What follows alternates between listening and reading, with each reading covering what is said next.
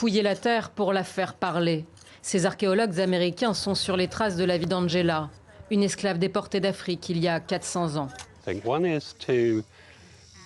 Le but est de raconter l'histoire de l'une des toutes premières personnes amenées d'Afrique. Des personnes qui, durant des siècles, n'ont pas eu de nom, n'ont pas eu de voix. Le fait d'humaniser Angela est une façon de mettre en lumière ce qu'elle a traversé, ce qu'elle a enduré. On sait peu de choses sur Angela, mais un musée retrace son histoire. Elle est la première femme africaine à apparaître dans les registres de Jamestown, la première colonie britannique en territoire américain, sous le nom d'Angelo.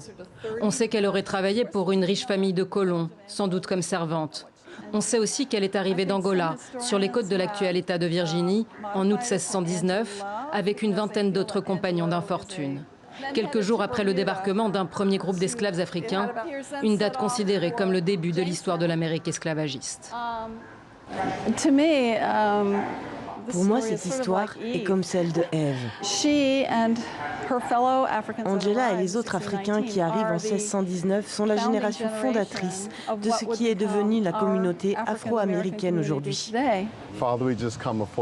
Des Afro-Américains toujours à la recherche de leurs racines et de leur histoire. Les Tucker font partie des rares à pouvoir se recueillir sur la sépulture de leurs ancêtres, la première famille noire de Virginie, qui repose au milieu de tombes anonymes. Nous avons parcouru un très long chemin. Cependant, nous devons encore améliorer cette nation merveilleuse, apaiser les relations entre les races.